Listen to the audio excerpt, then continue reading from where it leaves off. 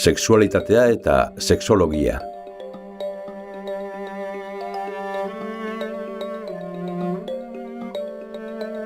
Sexualitatea ardatz bat da pertsonaren bizitza osoan. Sexua, identitateak, generoen paperak, erotismoa, plazerra, intimitatea, ugalketa eta orientazio sexuala pertsonaren ezaugarriak dira. Horiek guztiak pentsamenduen, fantasien, desioen, sinesmenen, jarreren, balioen, ekintzen eta pertsonen arteko harremanen bidez bizi eta adierazten dira. Sexualitateak dimentsio horiek izan ditzake, baina guztiak ez dira bizi edo adierazten beti. Sexualitatea mota askotako faktoreen arteko erlazioagatik nabarmentzen da. Faktore biologikoak, psikologikoak, sozialak, ekonomikoak, politikoak, kulturalak, etikoak, legalak, historikoak, erlijiokoak eta espiritualak.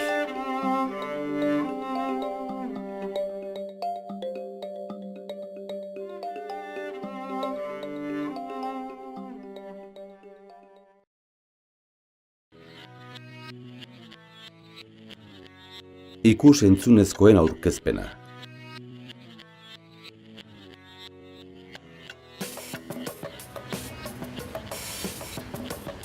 Erreportaje txiki honen bitartez, ikus-entzunezko hauetan ikusiko duzunaren berri eman nahi dizugu. Sail honek sexualitatean du izena.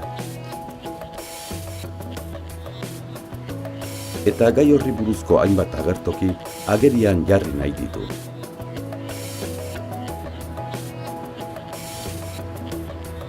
Datozen ataletan, sexualitatearen hainbat ikuspegi ikusiko ditugu.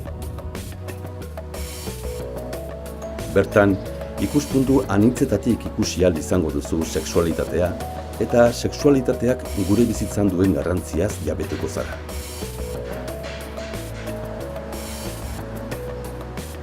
Askotan, sexualitatea alde biologikotik bakarrik aurkeztu izan zaigu.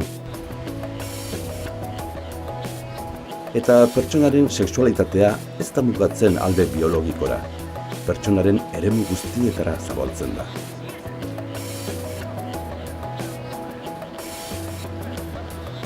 Sexualitate ereduez hitz egingo dugu. Eredu horiek norberaren sexualitatean oso eragin nabarmena dute. Eredu horien arabera, pertsonak ikuspuntu batetik edo bestetik ikusiko du sexualitatea, eta horrek haren esperientziak baldintzatuko ditu.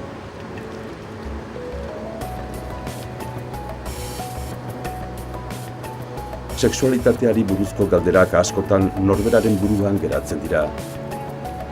Eta beste batzuetan, informazioa eskuratzea kosta egiten da.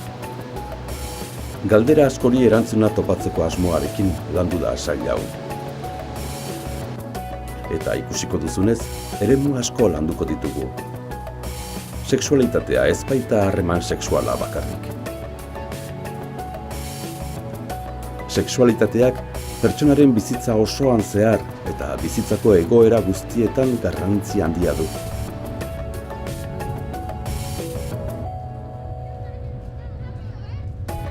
Eta hori da hain zuzen ere ikus-entzunezko sorta honekin plazaratu nahi duguna.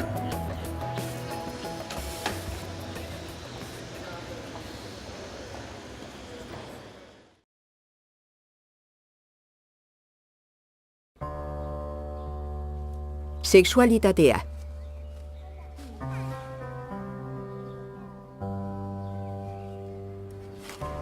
Zer da sexualitatea?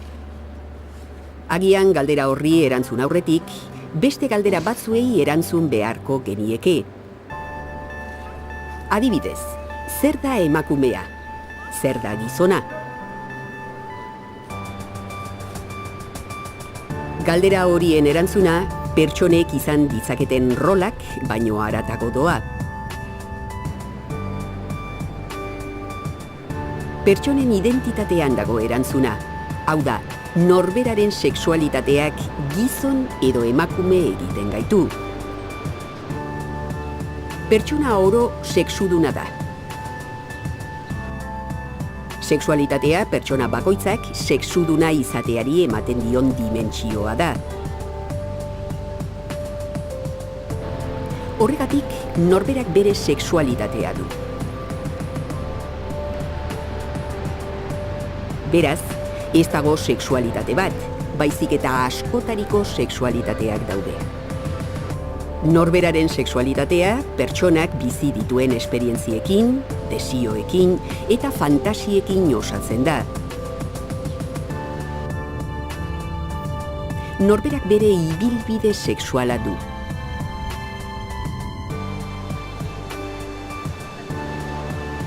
Askotan, sexu eta sexualitate izen esanahia nahastu egiten dira.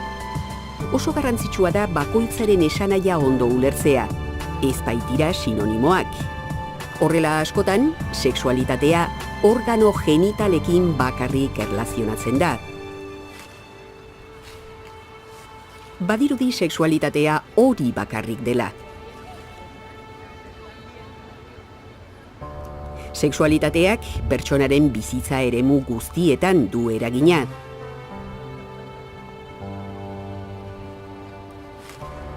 Harreman genitalak pertsonen sexualitatearen adierazpenetariko bat da.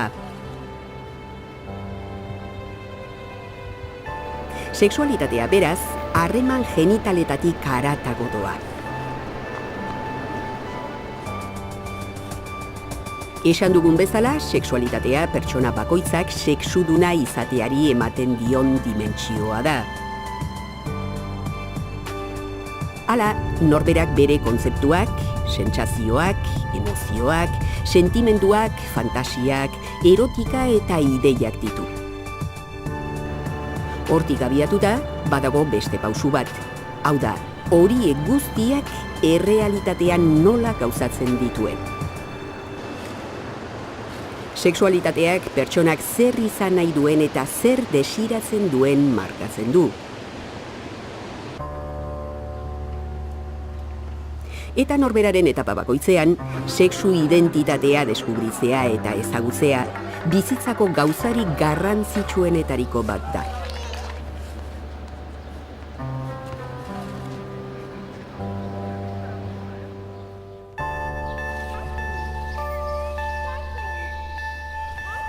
Iraganean, sexualitatea genitalekin eta ugalketarekin erlazionatu da gehien bat.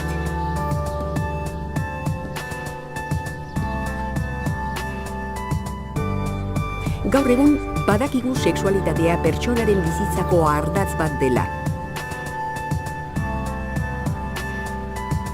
Genitaletatik eta ugalketatik haratago doala. Pertsonen arteko harremanetan, sexualitatea oinarria dela esan dezakegu. Sexualitatea plazerra eta afektibitatea lortzeko bide bat baita.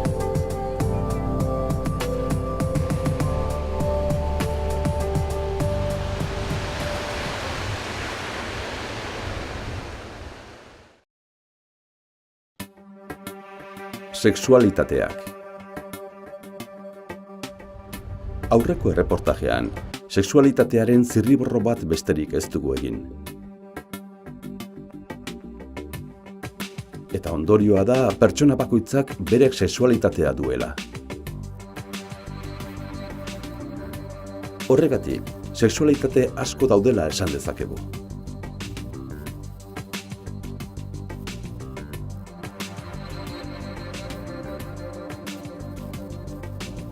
Norberak bere esperientziak ditu.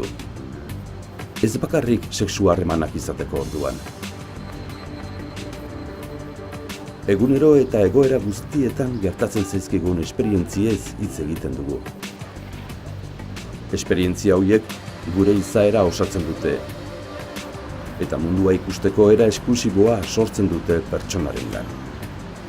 Pertsonak mundua interpretatzen du, dauzkan ideia eta esperientziekin. Nortasunak norberaren eta besteen sexualitatea nola ulertzen eta bizitzen dugun markatzen du. Pertsona bakoitza bakarra eta erreplika ezina denez, norberak du bere sexualitatea. Beraz, esan dezakegu, ez dagoela sexualitatearen kontzeptu bakarra. Baizik eta munduan bizi garen pertsonak beste sexualitate daudela. Baina azken finean, emakumea edo gizona izateko erak dira. Sexualitatea pertsonaren esentzia bera delako. Eta hor, bakoitzaren esperientziek zeresan handia dute. Beraz, alde intimoa, pertsonaren buruan dagoena gauzatzeko pausoa oso garrantzitsua da norberaren sexualitatea osatzeko.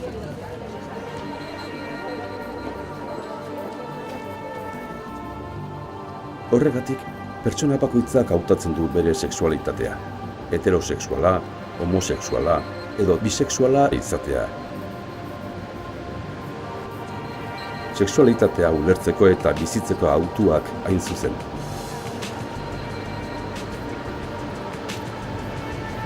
Aukera horretan, generoen arteko berdintasunezko printzipioak presente egon behar du.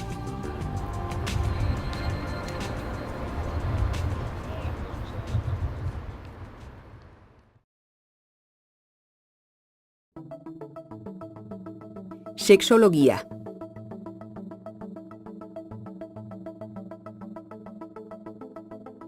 Historian zehar, sexualitatea oso baztertua egonda eremu publikoan eta ofizialean.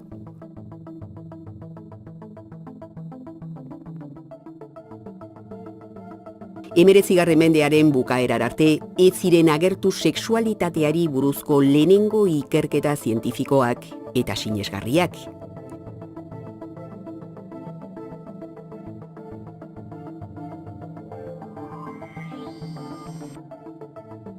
Sexologiak sexualitatearekin zerikusia duten gaiak jorratzen ditu. Sexualitateari buruzko lehenengo ikerketatik gaur arte, sexologiaren eremuak asko zabaldu dira. Azken finean, bizitzako arlo guztiek gure sexualitatean eragina dute.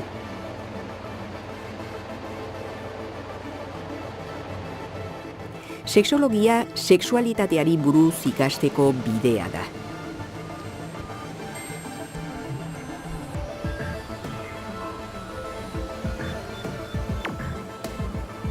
Baina batez ere, norberak dauzkan erantzunak bilatzeko zientzia.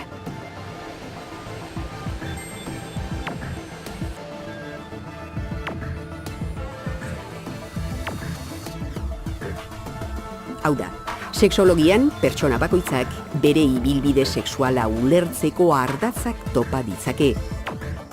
Sexologiak sexuduna izateak pertsonarengan duen eragina aztertzen du. Femeninoak eta maskulinoak gara, eta horrek gure bizitza markatzen du. Horrela, zientzia horrek norberaren identitatean sexualitatearen ezaugarriak ulertzeko klabeak eman ditzake. Ez dago errezeta magikorik sexualitatearen inguruan, beraz, pertsona sexuduna izateak, izaeran eta pertsonen arteko harremanetan izan ditzakeen eraginak aztertzen ditu sexologiak. Proposamenak luzatzeko eta bideak seinalatzeko. Bide horiek norberak egin behar ditu.